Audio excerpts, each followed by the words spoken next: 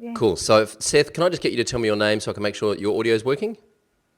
So two cannibals are eating a clown, and one cannibal says to the other one, "Does this taste funny to you?" I love that joke. That's excellent. You did the same pre-roll take on the Growth Show. That way I don't have to keep my story straight. That's excellent. Christina, how are you going to match that? I can't. I can't. G'day, Troy Dean here from WP Elevation, and I'm very pleased to announce that our feature guest this week, we actually have two feature guests this week. We have one of our WP Elevation members, Kristina Romero, who is on the call, bearing her business soul and opening up about what her challenges are as a WordPress consultant and stay-at-home mum with two kids and a third on the way. And we have on the other side of the call, one of my heroes, one of my idols, a man who has had a huge impact on my business and my life through his books and presentations and emails and blog. I'm talking, of course, about the one and only Mr. Seth Godin. I've been trying to get Seth on the podcast for quite some time, and I reached out to him recently after listening to the Growth Show podcast by HubSpot that he was on, which is fabulous, by the way. You should definitely check that podcast out. I reached out to him and said, look, I'd love to get you on the podcast, but I don't want to interview you because I think that's been done to death. The whole interview format has kind of just run its race, I think, for me anyway. I'd love to challenge you. I'd love to get you on the call and get you to roll your sleeves up and get your hands dirty and help one of our freelancers with some very specific problems that she's having. So it's a different type of call. This is the first time we've done something like this. I think it's incredibly valuable. I'm actually going to loop back with Christina in 30 days' time and see how her business has changed or her mindset or if anything has changed at all as a result of her conversation with Seth.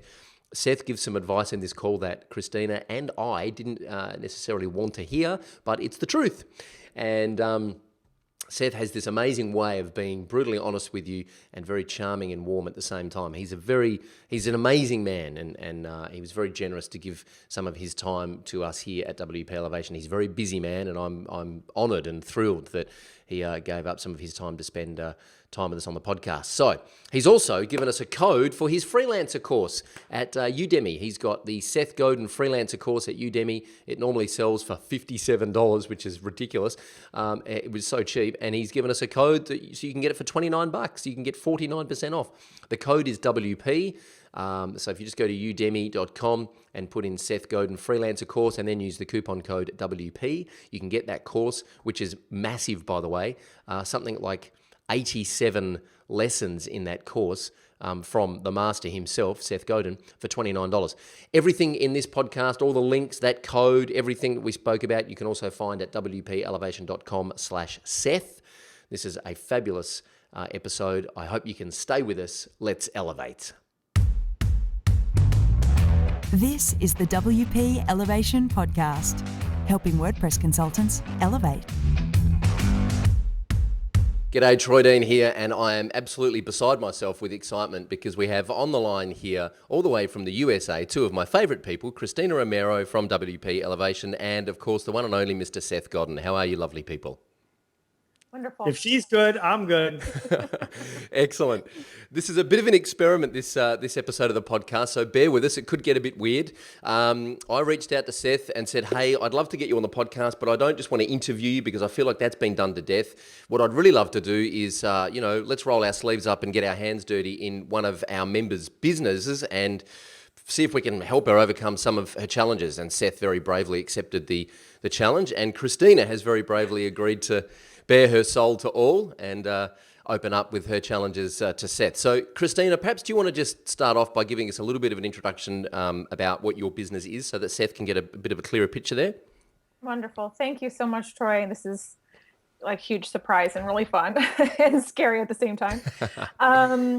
So I started off as a WordPress website developer, coding, and then I got into WP Elevation that expanded into more of a business consultant with websites type of development coaching business.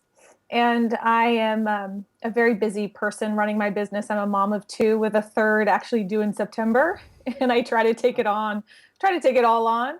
And I do everything from website development where they come to me with a design. Then we coded onto WordPress, and then I stick them in a wonderful recurring revenue with maintenance plans. And now I'm branching out into sort of an online training environment for all businesses, despite WordPress websites or not. And so trying to fit a full-time job in what really is probably part-time hours and trying to do that successfully. Troy puts a lot of crazy ideas in my head. So, and so trying to apply all of those as well. So it's very good. I'm very happy doing what I'm doing and constantly have to fight back a lot of full-time job offers from companies to stay doing what I'm doing. So that's it in a nutshell. So before we get into Christina's specific challenges, Seth, do you have any kind of overarching high-level questions at this stage? Well, let me just explain my bias. You're doing something fabulous, and you might not need to change it in any way. You're calling what you do a job. And if it's the job that you want, you should keep doing the job. I think we can have some interesting conversations about focus or not. But the real challenge when one decides to take freelancing to the next level is to go beyond being a job into being someone who is unique, who is undeniable, who is remarkable, into someone who doesn't have any problem whatsoever charging a premium because you're the only one who does it. And a lot of freelancers, and I was a freelancer for a long time before I became an entrepreneur, and now I'm a freelancer again. A lot of freelancers always feel behind the eight ball because the only way they know to do better is to do more work. And you end up being a horrible employee with a horrible boss because your boss is constantly asking you to work more hours and pay you less. And you're burnt out because you're working too hard, and then the two kids, and soon to be three, want oatmeal and yogurt, and you have no time. So I think that the real opportunity for talented people is to work themselves up the ladder so that they are eagerly paid more for working less time, because if you're getting paid by the hour, you're probably not doing it right. Okay, excellent. That's, that was worth the price of admission alone. And for a free podcast, that's not bad. Okay, so Christina, let's dive a little bit deeper into what the specific challenges are that you're facing now, and why you're feeling a little bit overwhelmed, and what the territories that you're trying to navigate. One of the things that you want to talk about here, and I'll just plant this seed and then you can explain, is increasing the profitability of your business without increasing the workload. So you want to just explain a little bit about that? I think, yeah. And although I felt this was so unique to me, the more I thought about it, I guess everyone sort of struggles with it when they're a freelancer. But yeah, every time I'm faced with wanting to increase revenue, wanting to increase profit, it seems like almost every idea involves me increasing my time. And that's the rare commodity that I have right now. And Right. so I loved how you touched on that initially. I mean, you kind of got it right away.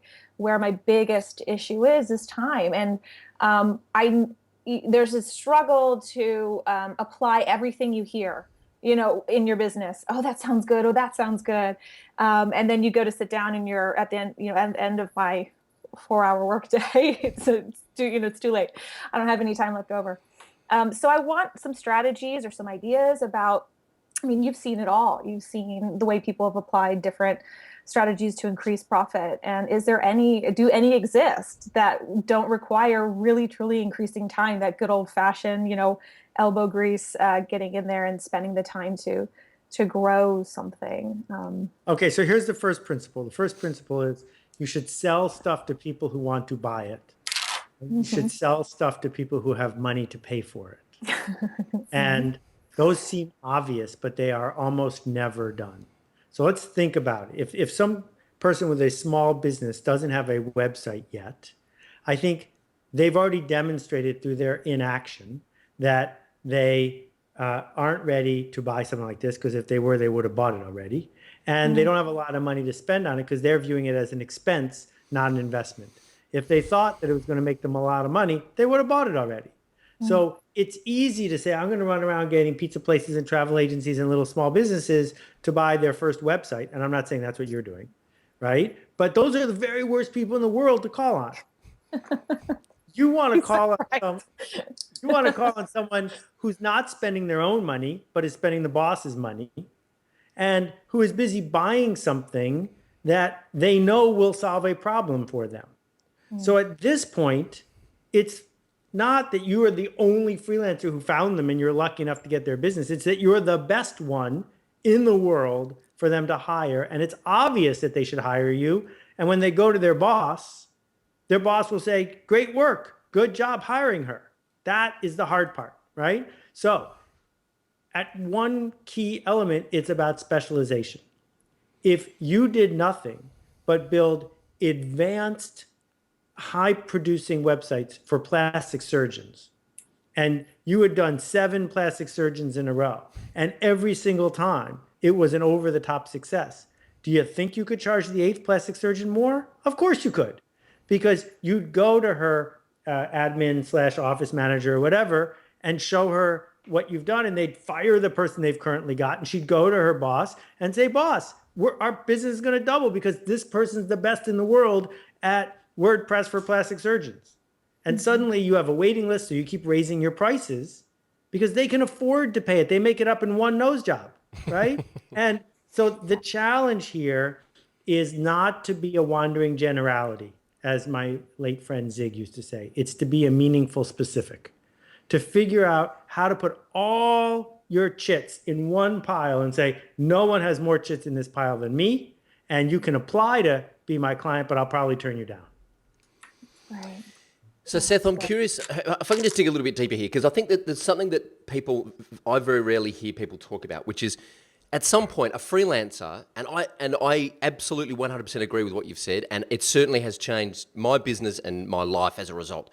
But I had the good fortune, I suppose you like, or the fallback that I was able to pay the rent while I was specializing because I had other gigs. I do voiceovers, I play gigs around town, I'm a musician, so I could pay the rent. Something that a lot of people don't talk about is how do you get through that lean period where you are becoming a specialist?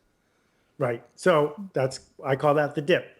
And most people, when they get into the dip, the pain is too much and they have to veer to the other side. It's, one of the key symptoms is it's the difference between going to people and say, what do you want? And going to people and say, here, I made this. Do you want it? Because if you are the initiator of what is made, the premium you charge goes way up. If you're just a service provider, then you're one of many. You're never going to be able to charge a premium. But in order to be able to do that, you need the reassurance to know that you're not going to be thrown out on the street if it doesn't work in 2 weeks. So for me, and it took me 8 years, it's brown rice, black beans, don't go on vacation, don't go anywhere, cut your costs to almost nothing so that you can afford to get through the dip, right? Because the other people you're competing with aren't going to have that discipline. So they're going to run to the next shiny object. And you're going to be sitting there and sitting there and sitting there until you break through to the other side. So if you look at someone like my friend Hugh McLeod, the guy who does cartoons on the back of business cards, the first 3 years that I knew Hugh, he was literally drawing cartoons on the back of business cards in pubs and handing them to people for free, right? And yes, he figured out how to do something during the day to pay his rent, but Hugh was on a path. And then he did that Change This publication that reached 3 million people. And he wouldn't have been able to do it if he hadn't spent 3 years earning the right to be able to speak with authority about what he wanted to be specific at.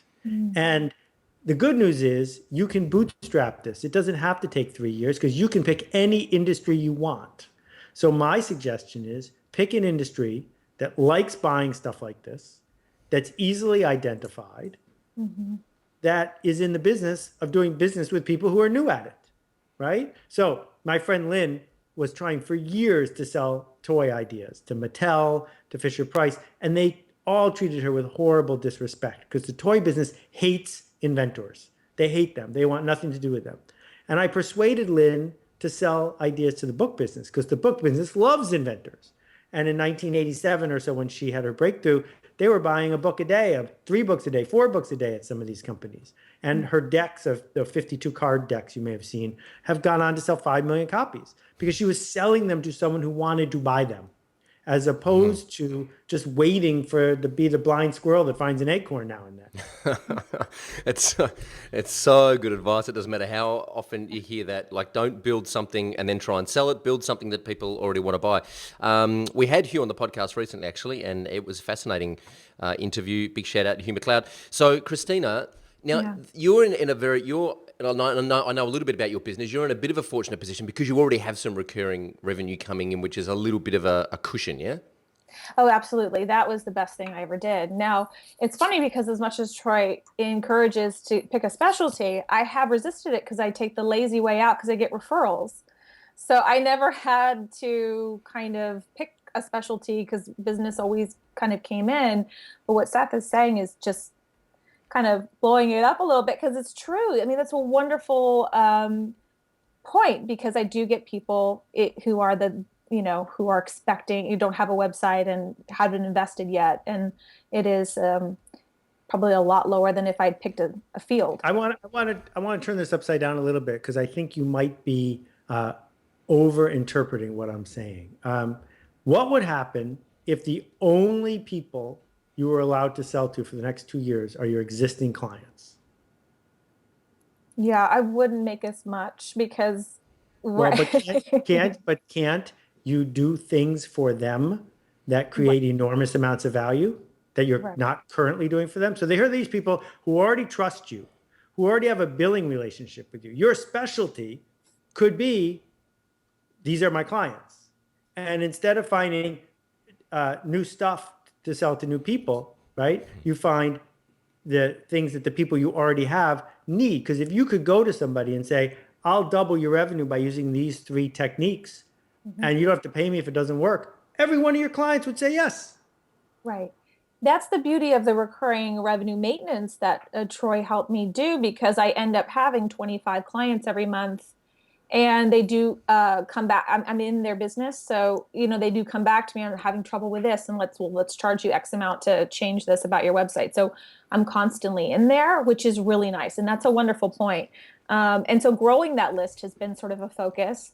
And every time I do a website, I kind of make it a non-negotiable that they move on to a recurring maintenance. And then I'm, again, that personal relationship, which actually kind of feeds into that next question I was talking about.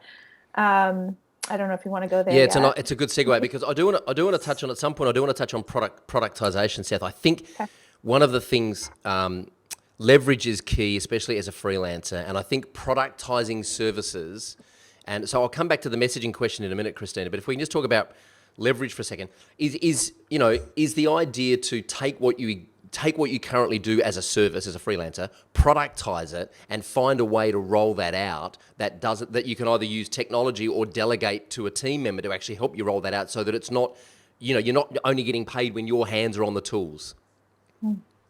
Okay, so it's good work if you can get it, because it moves you from being a freelancer to an entrepreneur if that's your goal.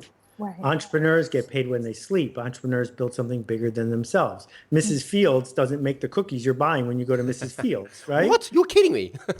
And the thing is, almost all freelancers are terrible at this. They're terrible at it emotionally, but also they don't really have a product that's worth productizing, because the magic of somebody is the empathy, is the willingness to see the new problem. So yes, if you can figure out how to turn that into a WordPress plugin that 1 million people pay you $4 for, fabulous. But most people who are freelancers can't do that. So if I wanted to hire 20 people to go give the Seth Godin speech, I don't think it would work, because I think people pay a lot for Seth Godin to come give a speech because it's me, right? Not productizable. Whereas a book, once you've gotten a certain following, you can productize a book in that when someone read it yesterday, I wasn't there reading it to them, it read itself, right? So that all of those things are possible, but I think it's really important before you go down that path to say, what is this for? This project I do, is it to just make me a bigger pile of something or a bigger impact, or is it the craft of doing it? So I became a freelancer again, because what gets me out of bed is the craft of doing it myself. If you see a word, I wrote it. If you see me talking about something, it's my words, right? So there are other people who do what I do who have figured out how to productize it and scale it. Not my interest. My interest is to say, I want to be a craftsperson who does a different thing tomorrow than I did yesterday. This is a choice, right? So your choice going into this is you're saying, I know what my needs are. I got to support my 3 kids. I don't want to work that many hours. I would say, though, to you, if you don't have the mindset of an entrepreneur, you need to discipline yourself to say, by when you're done with maternity leave, December, my rates are going to be triple what they are now. What would you have to do in the quality of what you deliver, in the insight of what you deliver, to be able to charge triple? Because that is how you move up the ladder. You don't say everyone else charges $15 an hour, I charge 16. You say everyone else charges $15 an hour, I charge 45, and I'm a bargain. What would that require? What asset would you need to own? And it's those assets that enable you to leverage your ability as a freelancer. Does that make sense? Yes, that does. And it's funny because, in fact, one of the questions that Christina's got here is that Christina, you're saying that your personal connection with clients is actually what sells. Right. How do you scale that? Apart from, writing books, which I actually think is a great, I got a whole bookcase full of your books here, Seth, and it's part of how I got to know you and how I discovered you. And I think that you've managed to grow an enormous audience by not having to be in all those places at once, just through the power of, which we can do online now through webinars, ebooks, whatever it is. But apart from that, how do you scale that personal connection with people? Is it just something that you can't scale? Well, again, a personal connection with a pizzeria owner is only worth X. The same amount of personal connection with somebody who runs a $10 million company is worth way more than X. Because she didn't wake up in the morning saying, I need to spend $100 an hour on somebody who's an expert. She's saying, if they're not charging me $1,000 an hour, they must not be any good, because she's the kind of person that pays $1,000 an hour for people who transform her business. Yeah. And, just to use graphic design as an example, if you want Milton Glaser to do your logo or Stefan Sagmeister to do your logo, it's not a logo that you could get from Elance, not in cost. You might get the same logo, but the story that comes with a Milton Glaser logo costs $100,000, and Milton's happy to charge it, and people are happy to pay it. So that's the challenge to move up the ladder is, I think, unless you have a very special insight that could be written down in a book and are willing to spend 5 years promoting it, my instinct is you leverage this reputation that you have, you leverage this network you have to build an asset, to build a circle of people who are desperate to be in the circle. So I tell the story in my freelancer course of an ad agency in London years ago that was winning all these awards. And what happens when a small ad agency wins a lot of awards is clients want to join in. When you get more clients, you got to hire more people. When you hire more people, you get more clients, but the people you hire are below average because they're willing to work for you. And the clients you get are below average because they're just looking for somebody new. And you end up becoming mediocre, then you sell out to WPP or Saatchi & Saatchi, and you're done. These guys said, we're not going to do any of that. We're not going to add any new clients. We're not going to hire any new people. We're not going to add any new clients, which means in order for us to take a new client, we got to fire an old one. And as soon as they said that to their clients, everything changed. Because you're sitting in the meeting saying, we think you should try this. And they're going, well, we got a waiting list and we have to fire someone if we want a new client. So the clients start behaving better, right? And so that mindset that says, I only get this many hours a week. Who do I want to be my clients? Means you have a different posture. And the posture isn't, boy, am I lucky that this person's willing to pay me. It's, do I choose to be my next customer? That is gold. So Christina, talk to us about, because I think, so the question then is, how do you communicate your specialty to the right people? So Christina, do you want to just touch on this question you've got here about messaging? Yeah. I seem to do really well when I connect with the client, when I'm on a call, and everything's virtual for me, but I'm usually able to convince them to do probably more than they wanted. So that's definitely a strength for me. I just can communicate very well that way. And yet, I've had this new idea that I'm kicking off, this sort of online training, recurring revenue program. And I found, now I'm selling something to the masses, whereas before I'm sort of selling one-on-one. And it's just, there's such a disconnect. I mean, when I talk to someone on the phone to get them to support my Kickstarter, it happens right away. But when I'm emailing people or I'm social media it or anything like that, it's like crickets. I just can't get that messaging across. And so I guess it's sort of a twofold question. I mean, how do you take that what you do well, whether it's that personal connection, one-on-one conversation, and translate it into that sort of mass marketing? And then two, what type of marketing out right now does have that personal feel to it? Okay, are you listening? Yes.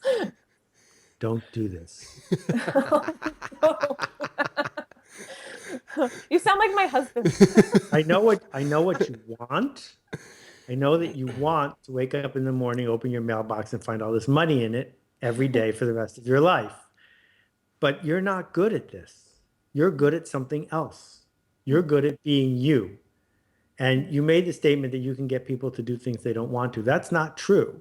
Actually, you're really good at getting people to do things they do want to, but are afraid to do. That's what you're good at.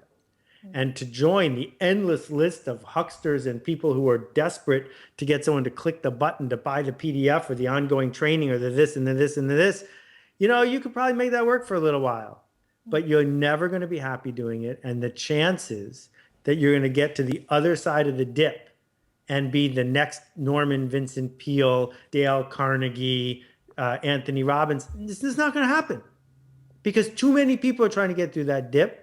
And the amount it takes to get through it keeps getting to be greater. And so I know it's tempting because guess what they sell most of, those guys?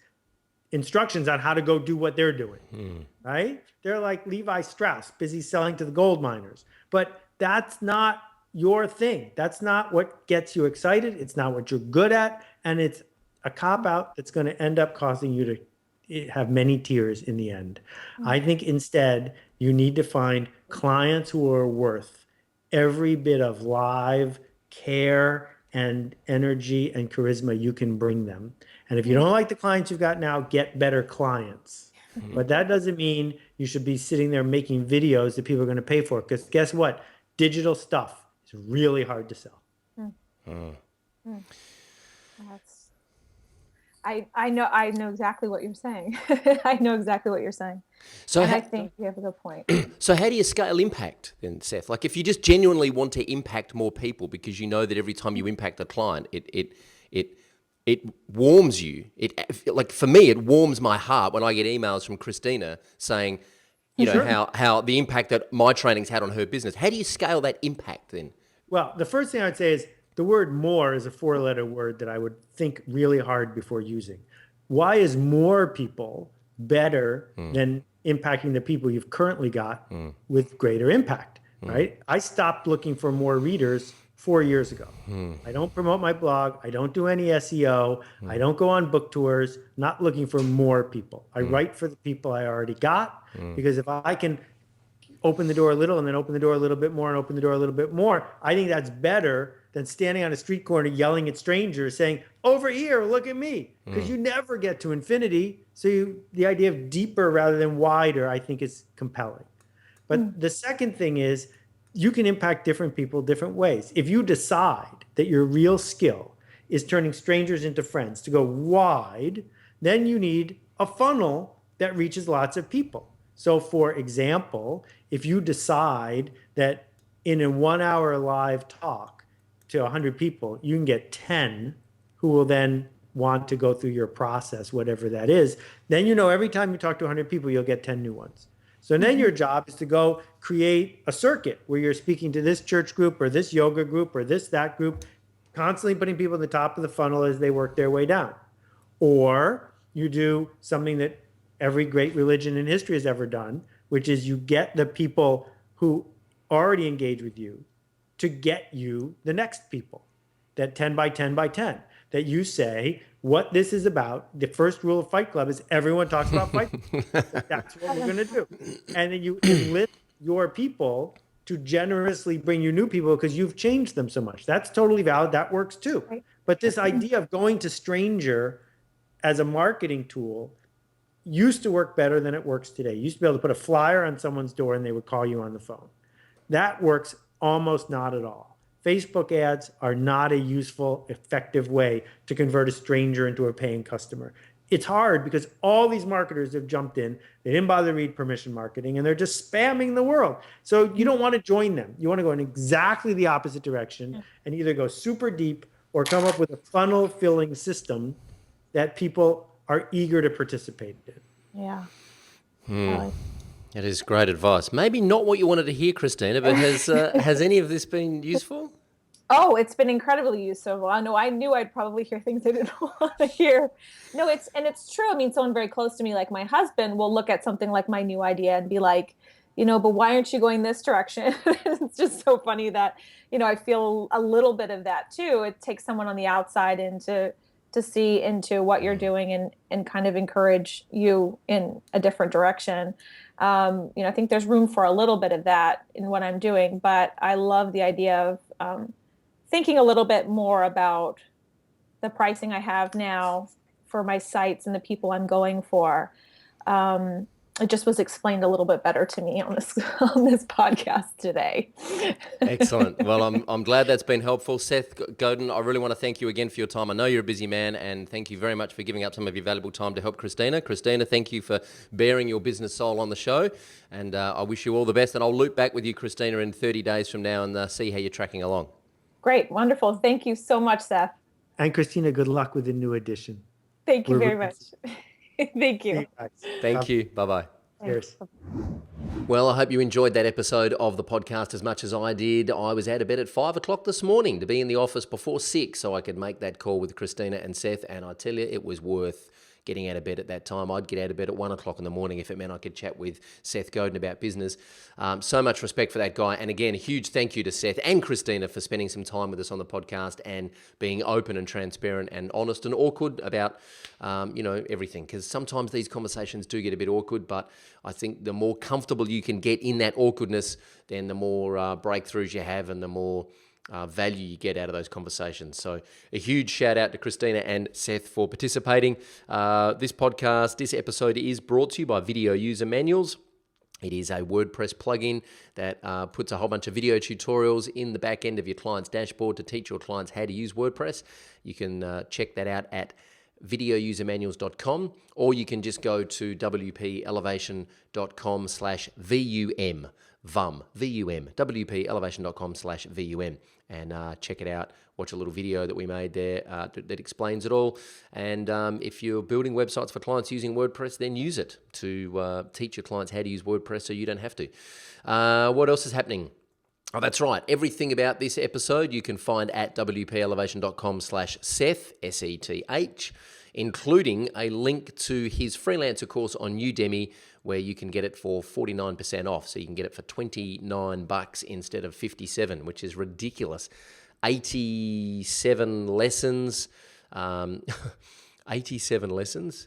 That's just nuts. 87 lessons about freelancing. Seth Godin's freelancer course. Become remarkable, find better clients, and do work that matters. Currently 10,000 students enrolled in that course. There you go, not bad. So you can get it for $29 by going to wpelevation.com/Seth and following the links, or just go to udemy.com and search for Seth Godin's freelancer course and use the coupon code WP, and you'll get that 49% off. I hope you're enjoying the podcast as much as I am. My name is Troy Dean. If you're enjoying what we're doing, please get on over to iTunes, give us a 5-star rating and a review. It helps us come up in the search results. Check us out at wpelevation.com for everything WordPress business related. Until next week, go elevate.